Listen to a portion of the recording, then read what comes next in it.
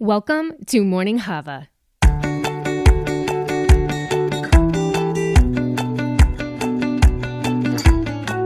On this podcast, we are going to dive into fun, educational, and sometimes hard topics with individuals, experts, and storytellers. Our aim is to fill your day with something that gives you a little life.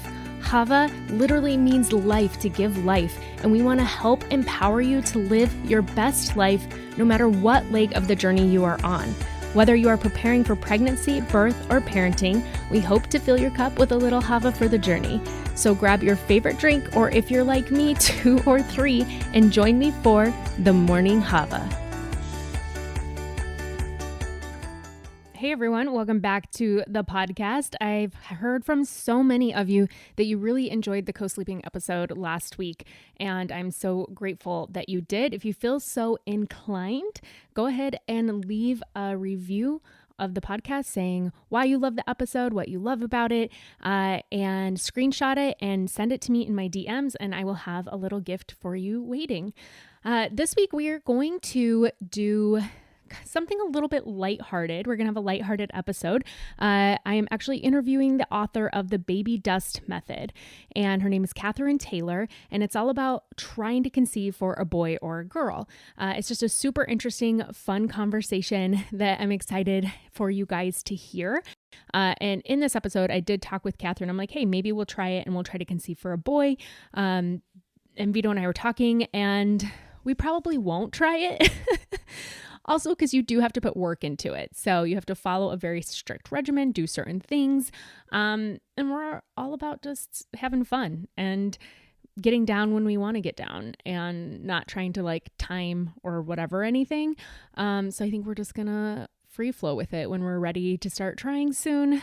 Not yet, soon-ish. Every month we're like, should we? No, let's wait. And then after I ovulate, then I'm like, wait, maybe we should have? No. Okay, let's wait. We like go back and forth on like when we feel like one of us is ready, then the other one's not. And we had a miracle happen last night. Jovi slept in her bed all night. Tula only woke up once to nurse. And I'm like, wait, maybe we're getting to a point where I might be getting a little more sleep. So maybe we're getting closer. I also feel like one of the things that holds me back is not feeling maybe that I'm physically ready. I'd like to be working out a little bit more.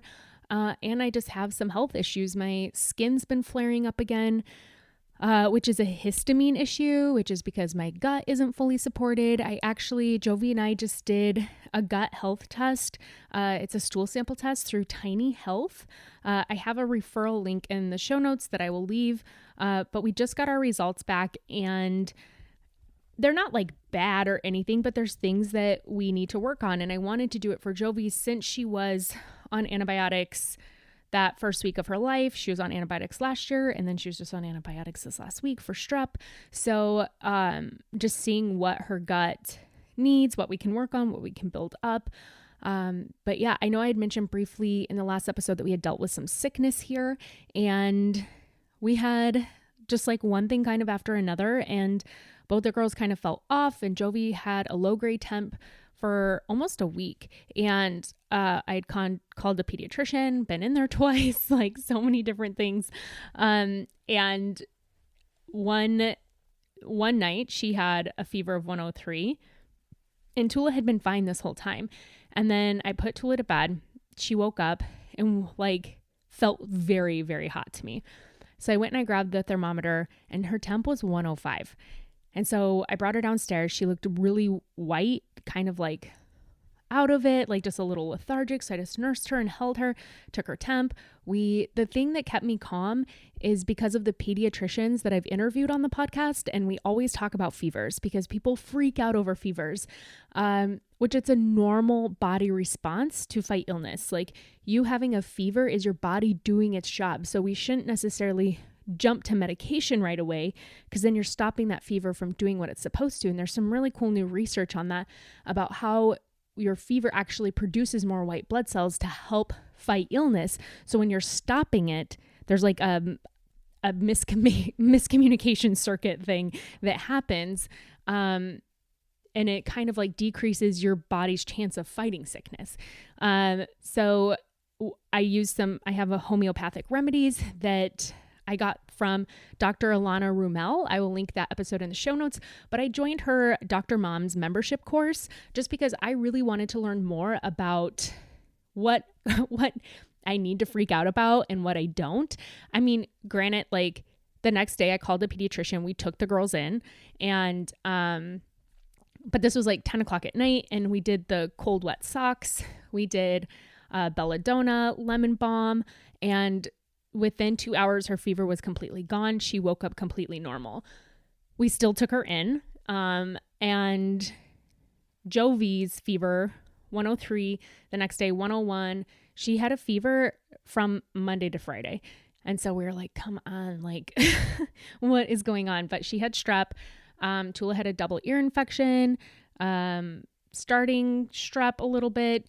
And it was just so frustrating because then Jovi got, being on the antibiotics, having stomach aches, and it can impact that. So then they both were constipated, and they both had really nasty poops. And then there was some other side effects from the antibiotics that we had to deal with. And it was a lot, but I felt really glad that I had some information on it because even Vito's like, what should we do? And I'm like, oh my gosh, grab my computer. I have a file on my computer about Dr. Mom's, and I have downloaded her fever sheet. So Mastering a Fever. And so we were able to pull it up. There was so much great information in there. Luckily I had, like I said, the remedies on hand. Like that's the most important thing. Because if you don't have, them on hand, then you're screwed. So you don't have time to order lemon balm on Amazon and wait. When it comes to homeopathy, you have to treat right away and kind of follow the regimen for it to work. So, we felt really confident in it and was able to stay calm. 105 is pretty high. When we first saw it, we're like, that can't be right. So we retook it. Then we got a different thermometer and retook her temperature. And we're like, oh, okay. Yeah, she is that hot. So, thankfully my parents were in town this last week too, because Vito was working and having two kids that were sick and having to do some work. It was tough this last week. You could tell that Jovi just wasn't feeling good for a couple of days. Well, I guess it would be 2 weeks ago now. Now she's been back to her normal sweet self. And for a while there, I'm like, what is happening? And then I'm like, okay, she feels awful. Sleep wasn't great, but now we're getting back on track, which is very nice. But I will link in the show notes episode with Dr. Alana Rumel. And then there was another podcast that I did with another pediatrician who also talked about fevers and what to do and when to panic and when to not, and how there was some really great research in an article in that episode too that talked about, again, the fever issue and what to do. I want to say it was some children's hospital in either Washington or Oregon that it was out of with that research. So I will link that in the show notes so that you guys can go back and listen and get some tools under your belt, because we're also entering into spring where there's going to be other things happening, right? It's like there's certain illnesses that come in the winter, but then last April, we got hit with the flu hard. Poor Tula, 2 months old, 2 different strains of the flu. It was awful. So just some tips in there, remedies to keep on hand, things to do to help keep your kids comfortable. And even for you, one thing that I started doing when the kids had strep too is just Zycamming, which you can get at Target, anywhere. Just doing the Zycam every day to be like, okay, Liz, let's not get sick. Cause I've never gotten so sick as I have having kids or having a toddler. Last year, I was sick 3 or 4 times. We had COVID, I had the flu, had a really bad cold, maybe something else. And those are all things that I hadn't had in years. I honestly do not. The last time I was that sick was probably high school. So we're talking 20 years ago. Unless I had food poisoning when I was traveling. That's literally the only other time that has happened. So yeah, I just wanted to share that information with you and leave some of those resources to help deal with your sick kiddos. I know so much is going around. It's nuts out there.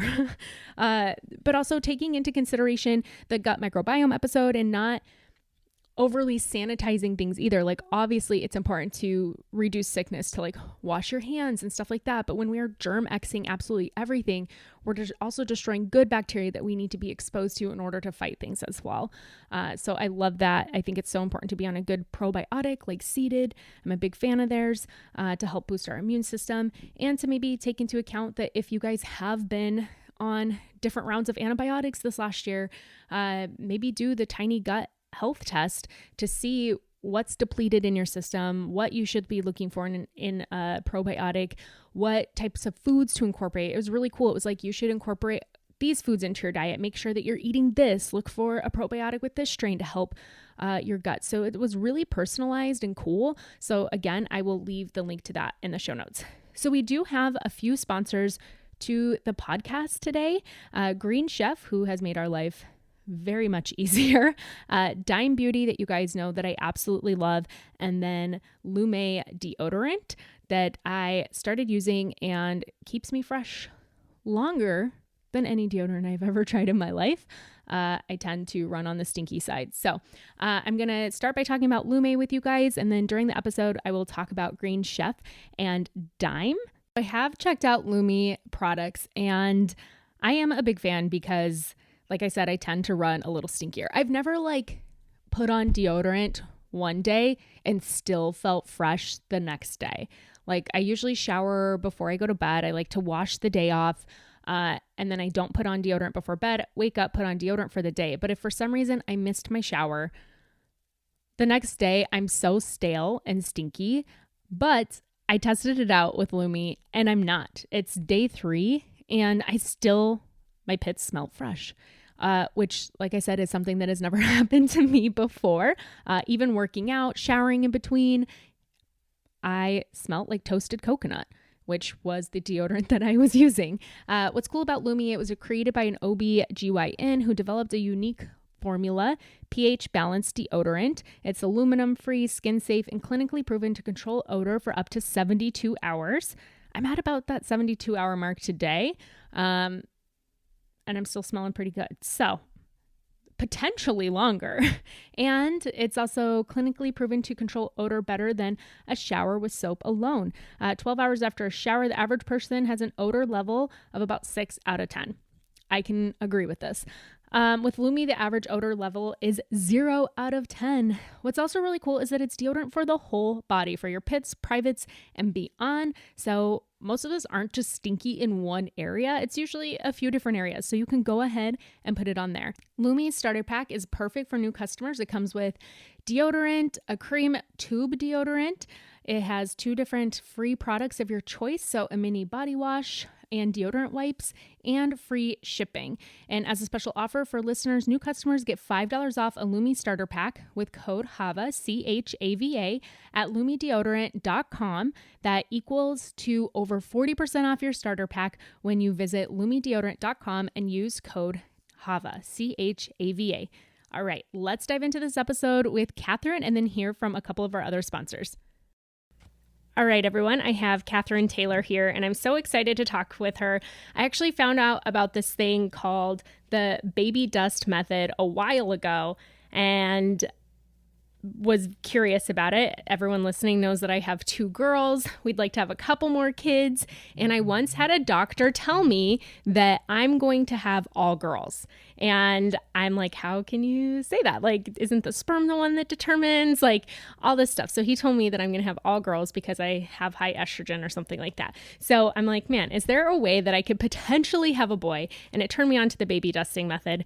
And I didn't know this was a thing. And I looked it up, and I have the author of the Babydust Method here with us today. And I'm so excited to chat with her because I picked up the book. It was such an easy and comprehensible read. Like, I'm somebody right now that my kids aren't sleeping and I don't have tons of extra time. And I read this in 2 nights, like before bed, just like sat down, read a little bit because it's, like I said, so easy to read and comprehensible. So I got through it in a couple of nights and I'm like, oh, I cannot wait to talk to her. So thank you so much for coming on the podcast, Kathryn. And before I have you tell us about yourself, I think what's super interesting about you is that you have a Bachelor of Science in Microbiology, Immunology, and Molecular Genetics from UCLA and a Master of Arts in Teaching from the USC.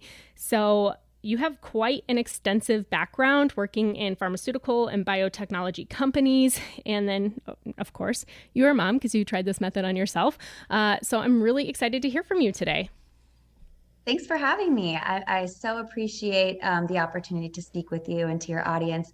Yeah, I'd be happy to just tell you a little bit more about myself and how I got into this idea and writing the book and starting the Facebook group and so forth. I do have a Bachelor of Science, as you mentioned, and have always been interested in how things work, nature, just is there rhyme or reason to certain patterns that we see? And so when I got married and decided I wanted to start a family, I had it in my head for some reason that I wanted a boy first. And now everyone has their reasons for wanting a boy or a girl. We have people in the Facebook group who want all girls, all boys, all kinds of reasons. And so we make it a point not to judge because, especially with gender being such a hot topic these days, people have relationships with their moms, their dads, sisters, brothers, and just have this void that they want to fill or an ideal way they see their family going. And so we make it a point not to judge because, again, at the bottom line, and I say this in the book, that gender is a social construct, as we've learned, especially over the last few years. And so whatever expectations you have for your boy or your girl, you might want your girl to be a ballerina, your boy to be a football player. And these are just, again, social constructs and not part of what we can expect because each kid comes to us individually and uniquely. And I put that in the book as well, that when we say we want a boy or a girl, I just have to preface, what are we talking about? We're talking about the genitalia, and that's it, the sex chromosomes that are present in the cells. So that's just, I like to preface with that because we want to ground ourselves in what we're talking about. But just wanted to start with that and just kind of how I got into this. I wanted a boy, as I said, and then a girl after that. And so I began to research the various methods that existed and took my research from there and compiled the method, wrote the book, and have been running the Facebook group for the last 5 or 6 years. And it's been great, very thrilling to help families around the world. Mm-hmm. Yeah. Well, I think that it is important to say that because of, I remember growing up with people who were like, no, you're gonna be a football player. You're gonna do this thing. And I always felt really grateful that my parents never forced me into different things, that they let me follow my passions and what I enjoyed. And you can have all this hopes and dreams for a little boy who's going to grow up and love to golf with their dad and love to do these things. And it's like, you don't know that, what they're going to want to do, or anything like that. Or like you said, your little girl's going to be a dancer just like you did. I danced in high school. I would love my girls to dance, but maybe they hate it. We can't put this future that doesn't even exist yet onto our children and project it. And part of that is us kind of almost reliving some stuff through them, And so I do think that is important to talk about because it's interesting. Even everything that you just said, when we had a girl first, I'm like, man, I would love to give her a sister because I grew up with sisters and I loved having sisters. They're my best friends. And so when we had another girl, I was like, oh my gosh, yes. And even my husband, since we were told that we'd have all girls, which who knows, he's such an amazing girl dad. And we were talking about it and we'd be thrilled if we had all girls. It'd also be really cool to have a boy. Just to have one, I guess. But I'm also I have no idea what to do with a boy. I didn't really grow up around boys. I'm I would need some lessons there in just as far as even changing diapers, what am I supposed to do with their penis when there's poop all over it? Things like that, that nobody teaches you as a mom. They're like, hey, here's this baby, now take care of it. And you're like, what do I do?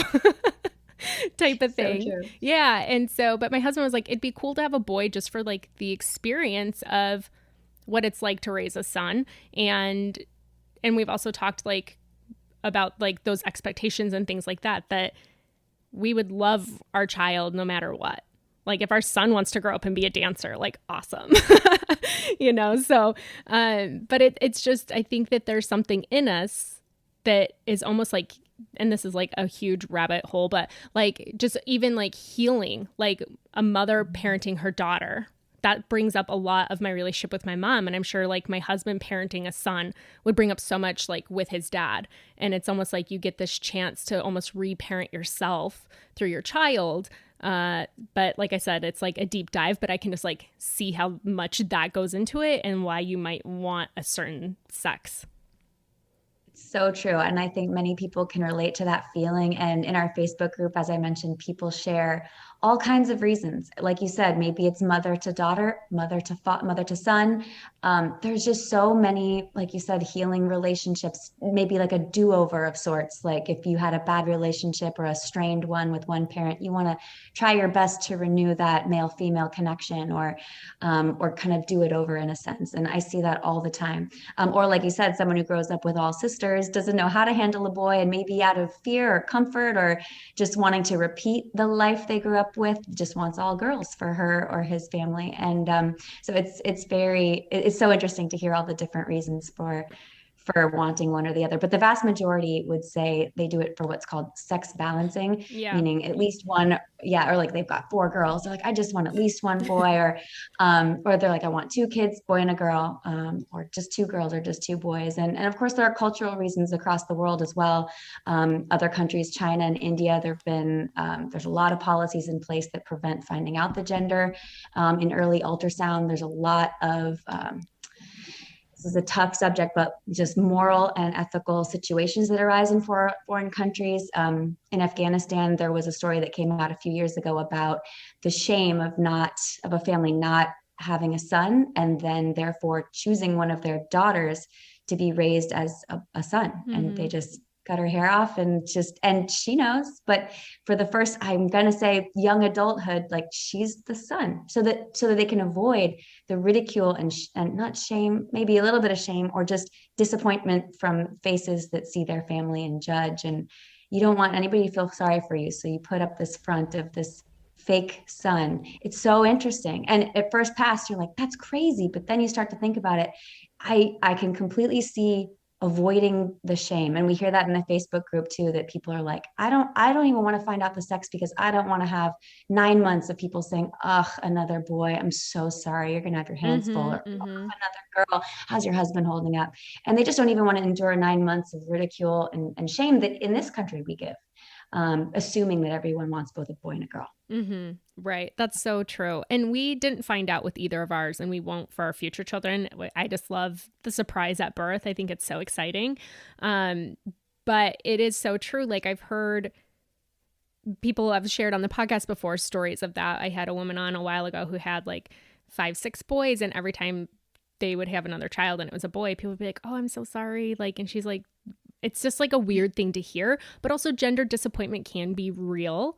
Like you really, really wanted to have a girl. Like my one aunt, she never said she had gender disappointment, but she has 4 boys, so she could have been like, man, I would have loved to have had a daughter. And people do experience that. So is there a way that we can sway? There was that concept called gender swaying, but the Babydust method. So I know that I've heard of things before that I didn't know if they were true or not. So there's tons of old wives' tales, and I'd love to talk about those first before we get into the Babydust method. We are going to take a break to talk about Dime Beauty, which you all know that I've been loving and absolutely using every day for months now. And I've had a hard time in the past finding a product that is working and also I can get on board with the ingredients. And one of the things I love about Dime Beauty is that their products are ranked between a 1 and a 3 on the EWG toxicity scale, which we've talked about in a previous episode before. You can put your personal products that you're using there and it will show you how it ranks on there. And 1 to a 3 is great when it comes to personal beauty products.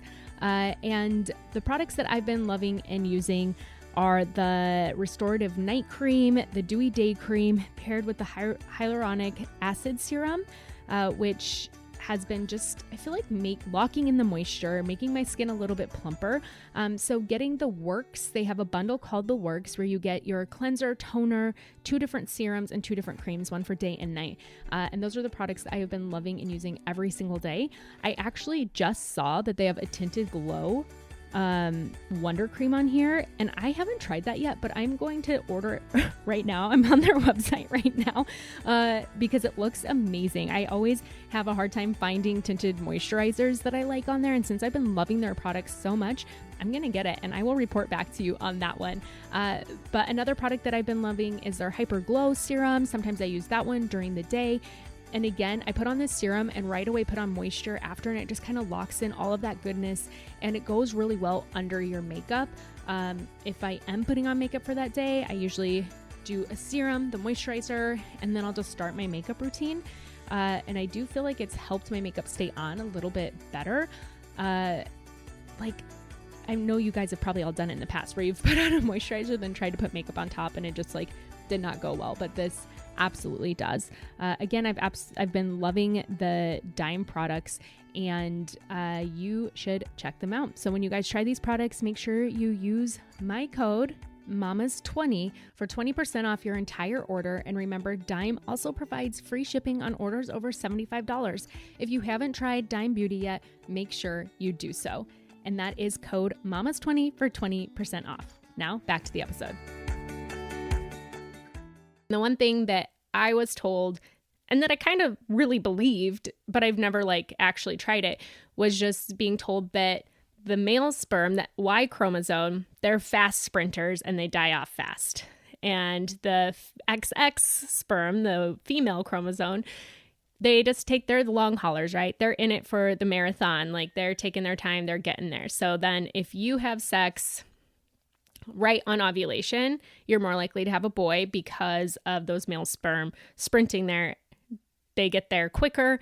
They're going to help. That's the one that the egg's going to choose. You're going to have a boy, versus the female ones. They're the ones that if you had sex a few days before, that they're going to hang out there and probably then get selected. So that was the one thing that I was told, or I don't know if I was even told. I heard it somewhere that's what it is. But through reading your book, I learned some other things. But let's dive into some of those wives' tales, like, because there's ones that say to soak a lime tampon and put it in. Like, that's wild. That's crazy. Please don't do that.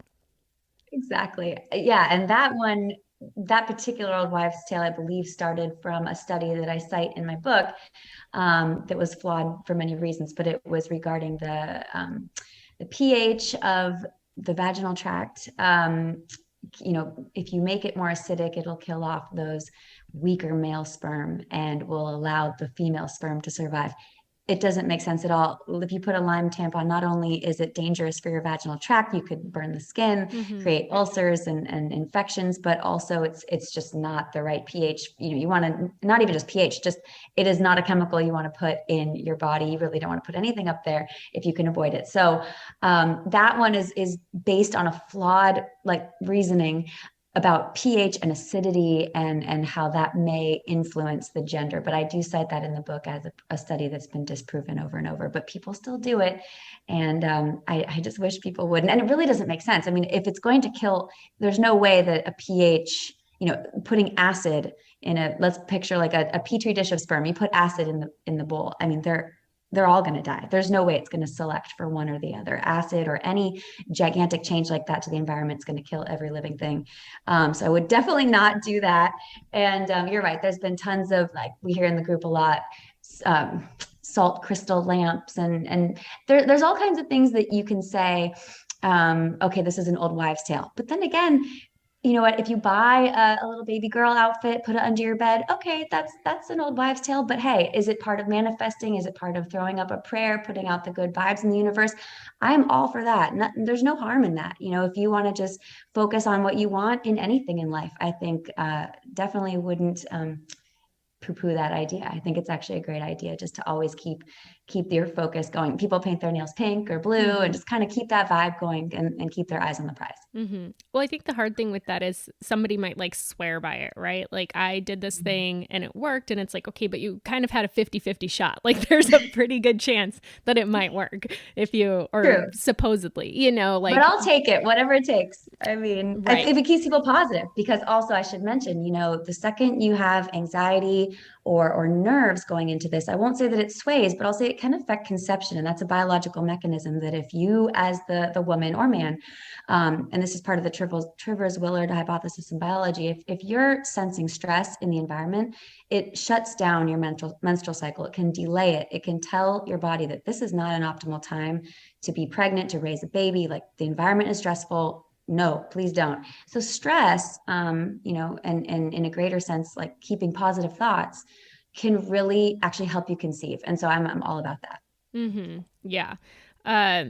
Okay. So you knew that you wanted a boy first, and you come from a biology or a microbiology background. So how did that kind of like affect you diving into, okay, like how could I potentially select, and where does biology come into this?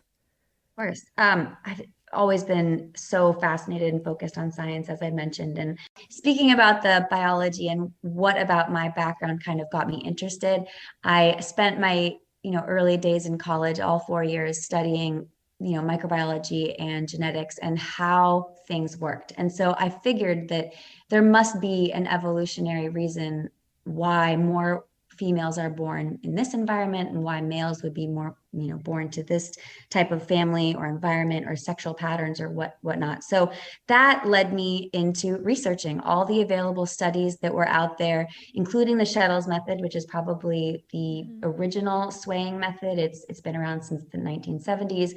So I started with the Shettles book. I researched every scientific paper that had been published on the topic. I cite them all in the book, from humans down to sperm in a petri dish, as I mentioned, but including farmers who have studied the sexual patterns of cows in order to produce more female cows for milk production. I mean, everything that could possibly go into swaying. I researched all of it, and that's how I arrived at compiling all that together into the Babydust Method. We're going to take a quick break to talk about Green Chef, which has made my life just a little bit easier. I love cooking for my family. I love nourishing them. I find joy in this part of my role in our home. However, the having to make decisions constantly every single day, the decision fatigue, what am I making for dinner? What am I making for dinner? Oh, did I take out that meat to thaw? Do I have every single ingredient for this recipe that I wanted to try? I can't tell you how many times I've opened up a recipe that I'm like, oh, I'm going to make this for dinner. And then it's like marinate for 6 hours or overnight. And you're like, oh, well, I guess I'm not making that anymore. Crap, let's do something else. But Green Chef has just taken that off of my tray. We use the Green Chef meals a couple nights a week, and it really just alleviates that load. I don't have to think about what I'm making for dinner. I know that it's going to be healthy and nutritious and delicious, and I can just kind of relax and not have to make a decision for that night. They've also expanded their menu. They have over 30 plus recipes weekly, and you can choose from whether you want vegan, keto, Mediterranean. There's so many different options on there, vegetarian, gluten-free, so you can really make it work for you. One thing that I like to do on there is choose recipes that I would normally not make myself. One recipe that I've loved recently is the blackened shrimp and grits. I love grits, but I do not know how to make them on my own. I have never done it on my own. And shrimp and grits is something that I always get when I travel somewhere that it is a staple food. Like I went to South Carolina with my family in September, and I had to order it there because it was so delicious. And when I saw it on the menu, I'm like, ooh, yeah, we got to get that. And it was amazing. Again, not something I would normally know how to make on my own, but it was so delicious. And I loved being able to have a food that I love at home. So right now you can make your life a little bit easier. Go to greenchef.com/mamas60 and use code mama60 to get 60% off plus free shipping. That's greenchef.com/mamas and use code mama60 to get 60% off plus free shipping. All right, let's get back to this episode. I mean, the research that you show is super, super interesting. I actually read the horse story to my husband last night because I was telling him, I'm like, should we try to like go for a boy for this next one? But I'm also breastfeeding, which is like a different question for you later. But first of all, I told him, I'm like, if we're going to do this, we can't have sex for 2 weeks. He's like, I'm out. We'll have all girls. I don't care. And I'm like, well, he's like, we'll just go for whatever we want. I totally get it. But I do want to add, that's a common misconception. I actually put it on the first page. You don't have to abstain. Right. You can do other things. Right. Yeah. And he can release, you can do other things. Just unprotected sexual intercourse is what we're talking about. Right. So there's plenty of ways around it. But I hear you. He's like, oh God, any restriction. I know. Right. Right. Well, I told him that. I'm like, we can do other things, but if we really want to try, we have to like follow it by the book. Otherwise, like I think that's the other thing. Like people think like, okay, we can like let's just do this. Like it's very laid out in your book, like exactly what you have to do. And it does take time and energy and effort to like, if you really want to try this and if you really want it to be successful, you have to follow it exactly by the book. Mm-hmm. It's so true. And you can see that in the Facebook group too. They'll say, my sway failed, but I had had sex 3 times before ovulation. I'm very clear. It's just 1 time. And so we see it all the time that, it is hard in the moment to, shut it down. if it's Valentine's Day or something special, you're like, all right, I just can't. And it happens all the time. I mean, life happens. And in some ways, especially in those instances, I just tell people this baby was just meant to be, it was just meant to be that way. And some things are out of your control. So, sorry, I digress.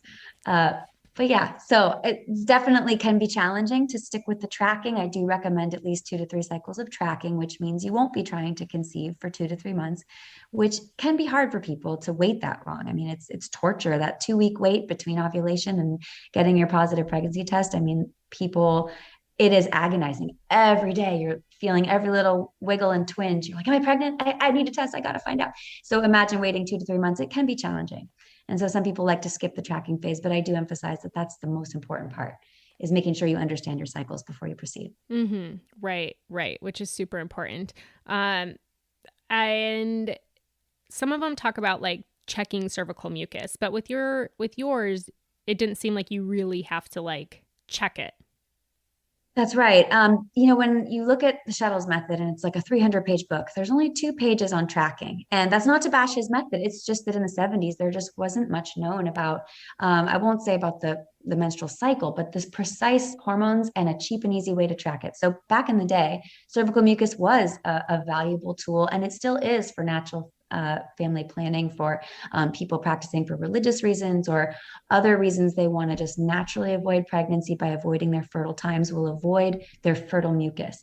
Now, fertile mucus is super subjective. I mean, you're supposed to put your finger in, can introduce infection, you could get a UTI. I mean, there's some challenges here with checking your cervical mucus, and you also need to be able to gauge the viscosity. I mean, it's a little bit of a very subjective. And then the second thing is there are 2 peaks in estrogen in your cycle. You have a really big peak in the first half and then a smaller one in the second half. And if anybody has irregular or PCOS or long cycles, you could have several peaks of estrogen in your cycle. Or someone with high estrogen, like you mentioned yourself, you might have a lot of fertile mucus all cycle long. And then you're thinking, gosh, am I fertile? And you really don't know. So when it comes to tracking, and this is where the precision comes in, and this is what I think differentiates the Babydust method from all others, is that LH, luteinizing hormone, is the actual hormone in your body that when released, it triggers the egg to ovulate. It's the only one. Estrogen doesn't do it. A rise in estrogen triggers a rise in LH. So in that case, yes, a rise in estrogen will precede it, but it doesn't guarantee it. And like I said, there's a second rise in estrogen in the second half of your cycle too, and you're not fertile then. So it's confusing. So when you focus on just LH and tracking with ovulation tests, or OPKs, like I talk about in the book, they're cheap and easy. They're on Amazon. Obviously, there's a Babydust Method brand, but there are tons of great cheap tests, a few pennies a piece. And you test a couple times a day.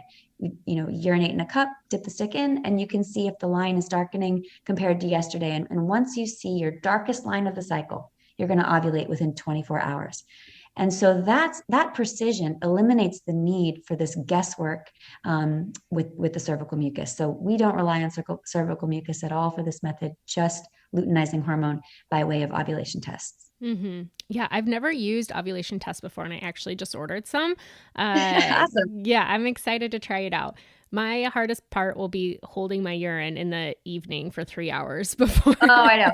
You know what? Honestly, I can barely do it. So after having kids, it is tough, and I drink a lot of water. And so another thing I add after having written the book, doesn't need to be 3 hours. All I mean is let's not, urinate and then 30 minutes later check your levels, Yeah. because you don't want a diluted sample. So it doesn't have to be 3 hours. I feel so bad. I don't want anybody like torturing themselves. Just make sure you're not pounding water and then take a test. Right, right. Yeah. And I mean, also, I could go that long just because like sometimes when you're so busy as a mom, you're like, oh my gosh, I haven't peed all day. Like, you know what I mean? So I'm like, there's Yeah, times where I'm like, wow, like I need to hydrate and go to the bathroom. But yeah, it's super interesting. I loved the information in there, and like I said at the beginning, just how comprehensible it was. But I love the horse analogy that is in the book, and I'd love to talk about that because we think that we are like some superior mammals, but like at the end of the day, like we are like reproducing is a part of our DNA. And there's people obviously who have made decisions not to have kids for various reasons, but like there's something deep inside, I think, especially male wise, that's like, I need to spread my seed. And you see how that plays out in so many different mammal populations. And so there's a story in here about horses. So I'd love for you yes. to just share that.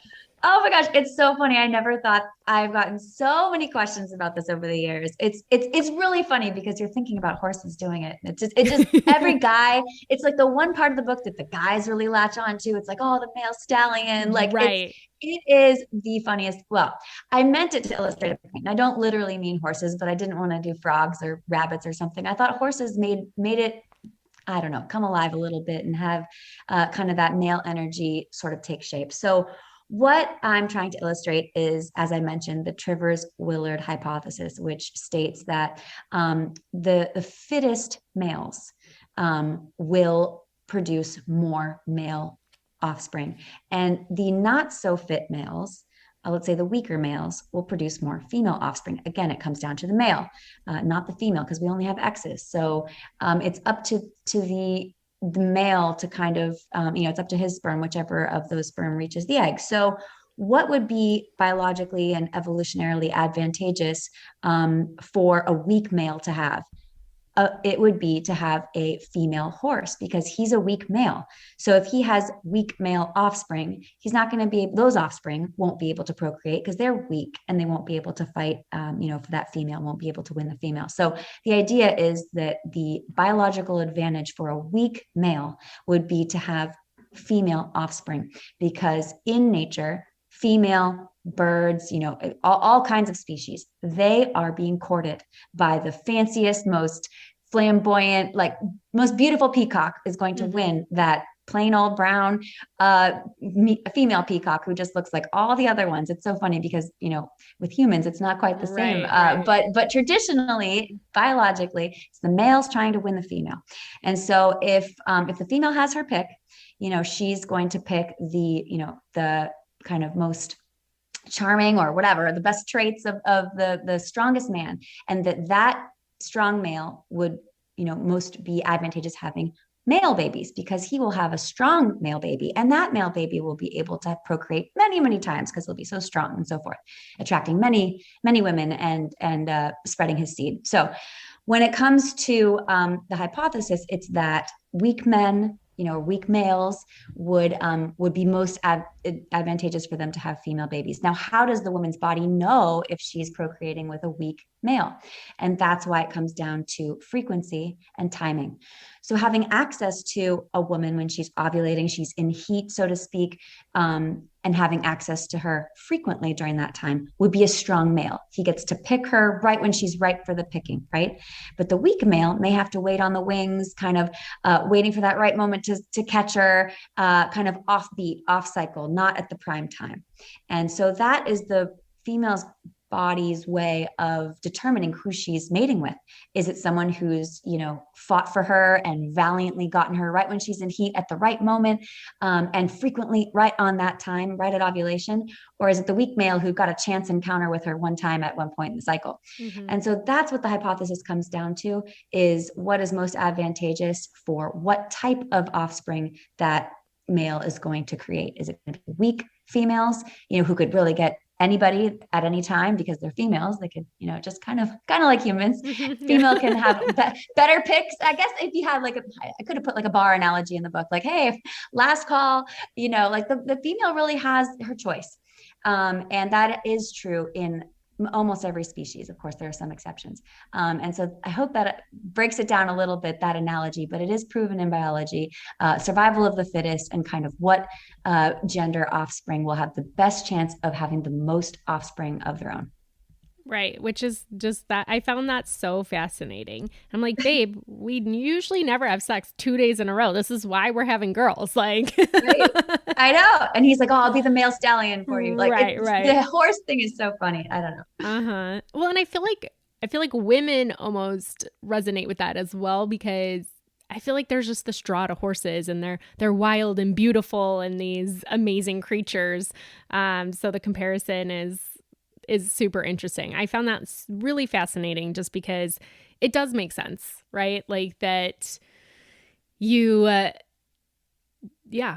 you're with a strong male because he's just up in there continuously. So right at the right time, right when so I'm glad you could relate to it, because it's a way to bring the science into kind of a more relatable frame of reference. But I almost feel like it's opposite with humans, because like Vito, like my husband knows when I'm ovulating, because I'm like, what up, babe? Like, like he's like, oh, you're in heat this week, huh? Because I'm like, hey.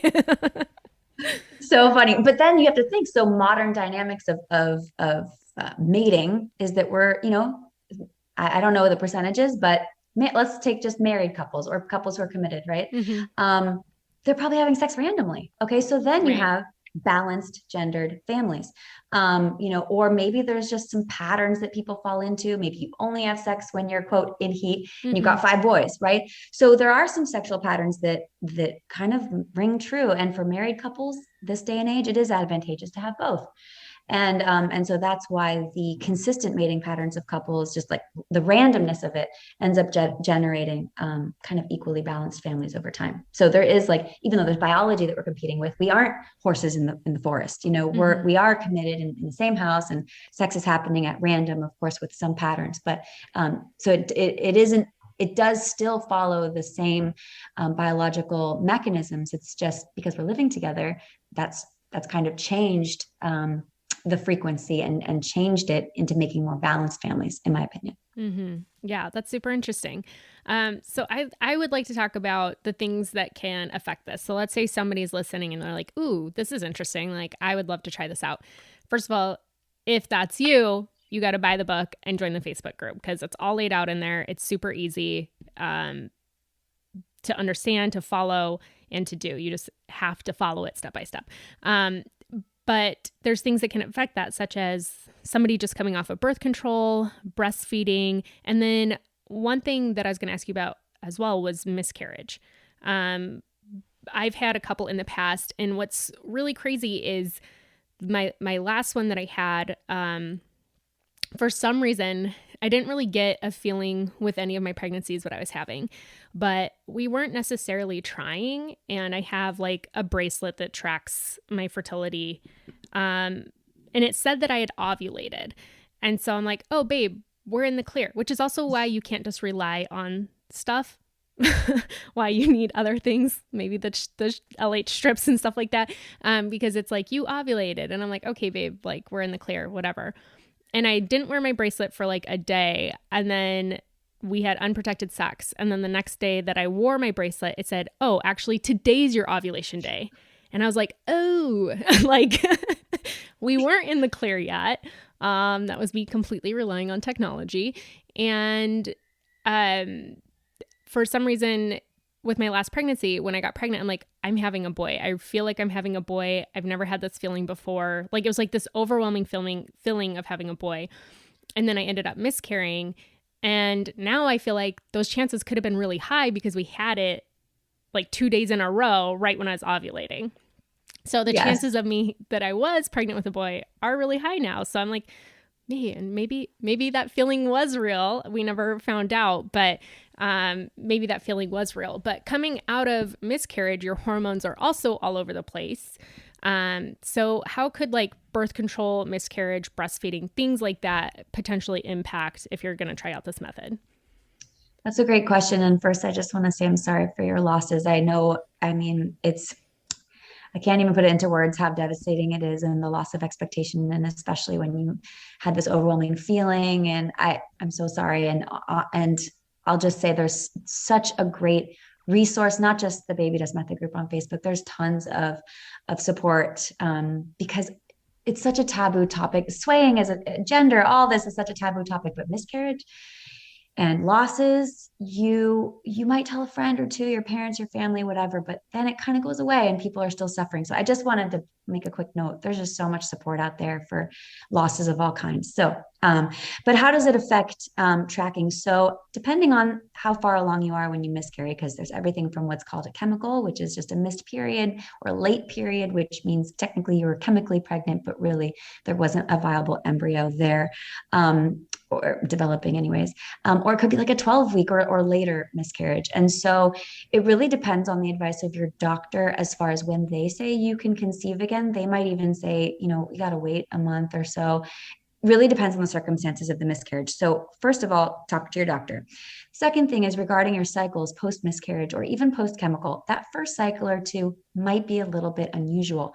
So when you have a chemical or a miscarriage, you're going to have a withdrawal bleed, which means after the HCG leaves, which is the pregnancy hormone. HCG is what a pregnancy test is detecting.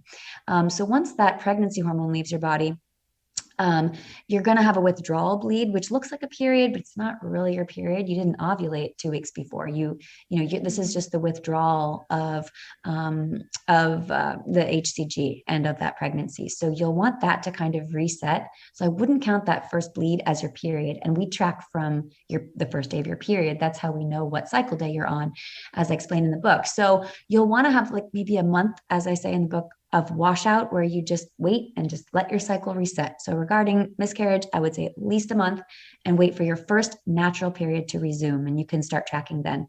And your cycle should be the same as it was before the miscarriage. It should be exactly the same. And then regarding breastfeeding, or a hormonal IUD, I should say, a coil which does not have a hormone in it. So traditional IUD doesn't matter. You can have it removed, wait for your first natural period to resume, and you can start tracking. Hormonal IUD like Mirena that has a slow release, that or breastfeeding, you'll want to make sure you've got at least 3 months of tracking post Mirena removal or breastfeeding cessation, because your hormones really do change a lot. One misconception I want to add, because people ask this all the time. So that means I can't sway while I'm breastfeeding? You're making me quit breastfeeding before I'm ready? Absolutely not. No, no, no. The only thing I say in the book is just to make sure if you're going to be weaning, if you're going to be stopping, that's when I want you to really wait a month or two of tracking, because that's when your hormones are all over the place. If you're breastfeeding and your baby is between 1 and 2 years old or however old, and it's consistent and you're not dropping feedings or changing anything, then your period's probably the same. So it's really only for the consistency is what I'm concerned about, is if you're going to make any drastic changes like stopping night feedings or dropping down to 1 feed a day or anything that's inconsistent with your normal cycle, that's when I want you to have an extra month or two of tracking, just to make sure your cycles are exactly as they were. But you definitely can still breastfeed and do this method. Just want to be clear. Mm-hmm. Nice. Okay. So I can still try it because I I wouldn't wean her just to try it, but if I can try it like while breastfeeding, I will.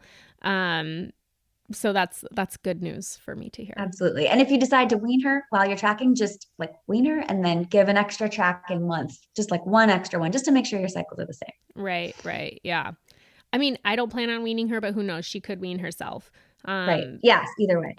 Right. I know my other daughter was never going to wean.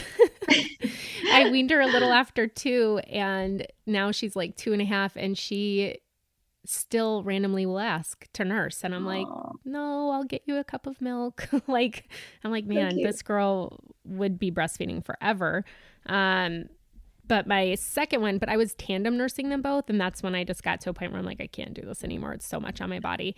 And so weaned my oldest, and then my second one is like less interested than my first because she's almost a year. She'll be a year in a month, and she loves solid foods. Like she loves to eat. She doesn't nurse during the day except for like she nurses before naps in bed, but never randomly during the day, whereas my first would. So I'm like, my second might like just do it on her own at some point. Like, who knows? That would be nice that I'm not the one that has to do it because that was really hard. But I'm like, that'd be nice if she just did it on her own. Because my mom said I did it on my own when I was like 14 or 16 months, somewhere in there. And I'm like, oh, perfect. Just wait for that. Well, hey, you're a good nurser then. You're doing everything right if they just love it. So Yeah. yeah, so definitely don't stop if you're not ready, if she's not ready. And just track and make sure your cycles are regular. If they're predictable and easy, then I don't see any reason to change anything. So Yeah, yeah, nice. Okay, so I would love to hear some of the success stories. So people listening to this might be super, super skeptical. So I'd love for you to share some of the success stories if you have any favorites, of course. um, and anything else that you want to share about it. Of course. Thanks for asking because I know that's probably top of mind is like, who has this worked for? I'll say there's been a few famous people, semi-famous or however, depending on the country you live in.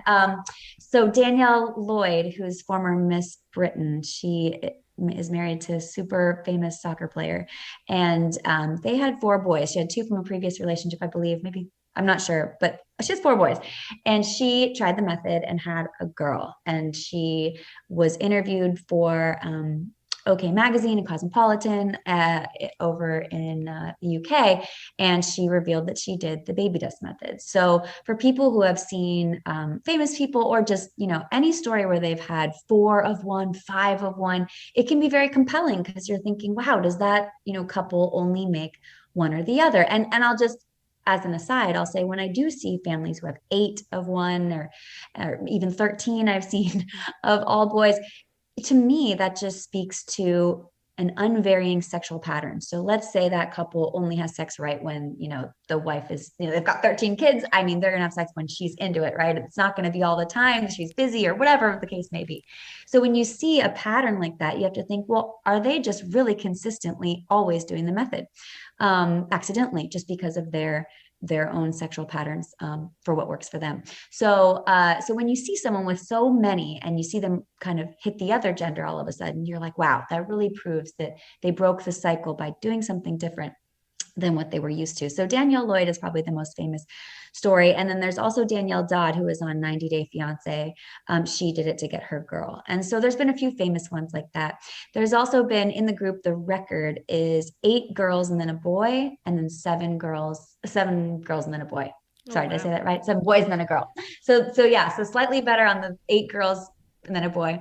And both of those couples were interviewed for the Cosmopolitan spread as well, to kind of support the what Danielle Lloyd experienced, that the families around the world are using this and kind of changing their lives. So, and then bottom line is, if this is for anybody who's skeptical, yeah, I could say success stories all day, but I would say you don't really have anything to lose. I mean, by tracking your cycle and just spending a few pennies on a test, you are actually helping yourself conceive quicker. You're becoming in tune with your cycles. You're taking control over your fertility and learning a ton in the process. I think it's kind of fun. Of course, some people could say, oh, urinating in a cup and taking the test. I love it. I think it's so fun just seeing the line get dark. You're like, oh my God, my body's working. It's such a miracle. It's kind of like seeing your tummy grow when you're pregnant. You're like, wow, this is unbelievable. The miracle of biology, the miracle of science and conception, and the fact that my body is doing what it's supposed to, and just everything's working right. I think it's cool. So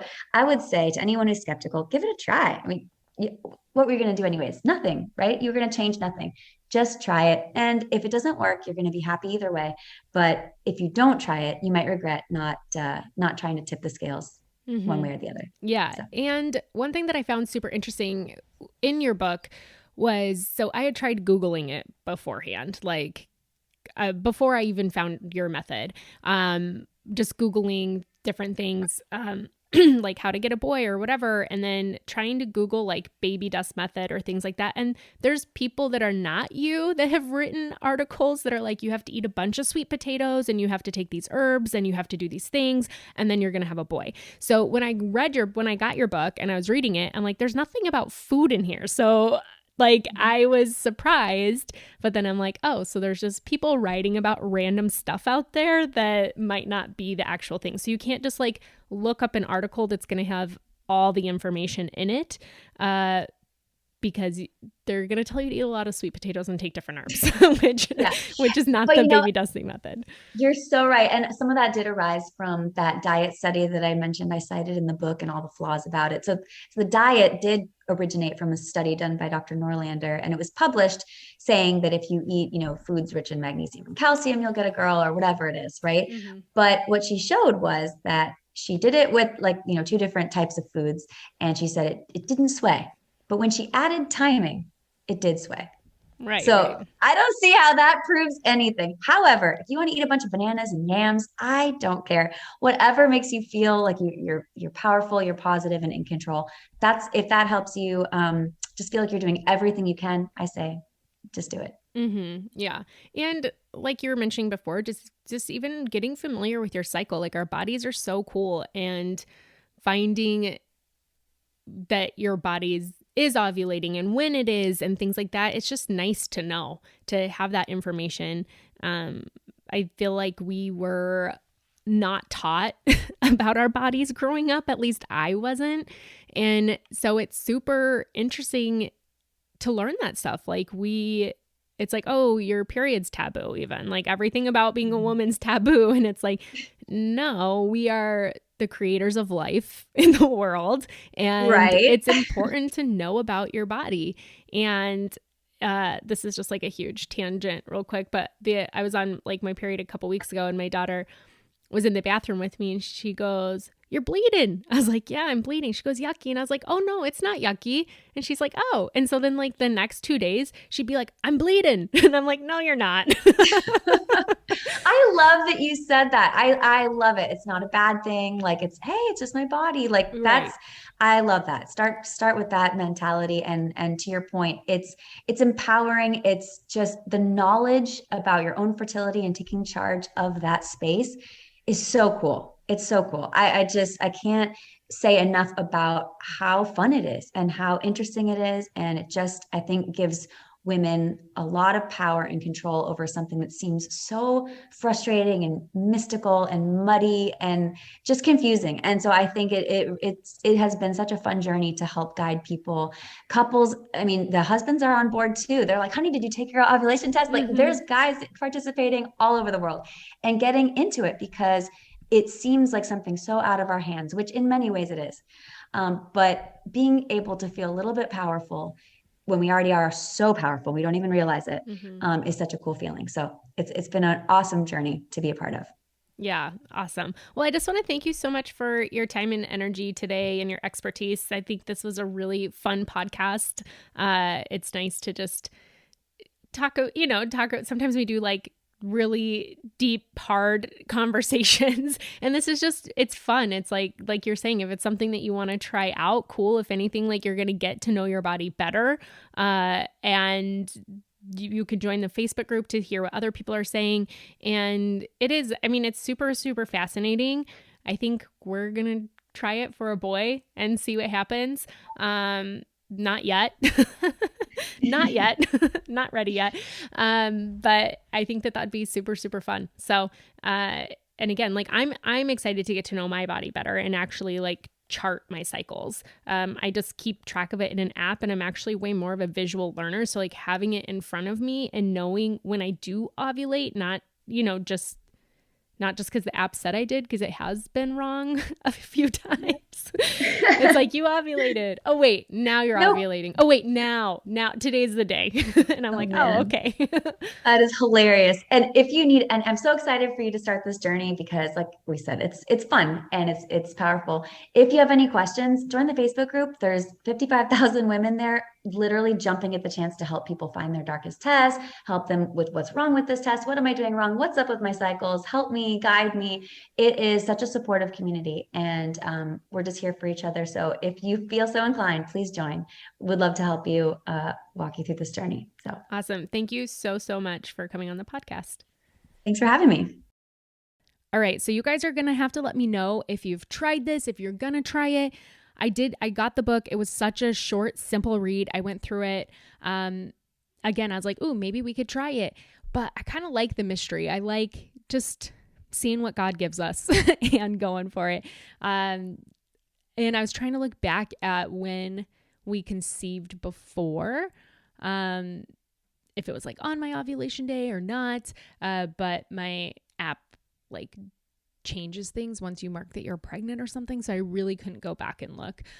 However, I did feel with my miscarriage last year that I was pregnant with a boy. It was like such a weird feeling because I never had that feeling before. And I'm like, ooh, I know that this is a boy, but I don't know. So it's very interesting conversation. Like I said, just really fun and lighthearted, and thought that it was really, really interesting. I heard about it. I'm like, oh, I want to ask her some questions. So I hope that you enjoyed the episode. Let me know if you did try it in the past, if you have tried it. And also always remember that the guests that I bring on are for fun, that I like bringing on people to talk to different subjects. I've had like 4 or 5 different sleep episodes now, each person bringing a different view, because I think it's really important to have options.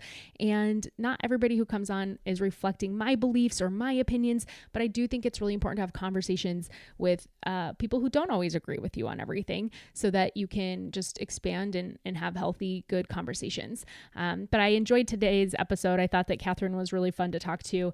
Also, I forgot that March is Women's History Month. So next week I will be sharing something from a woman in history. All right. Have a great week. Bye.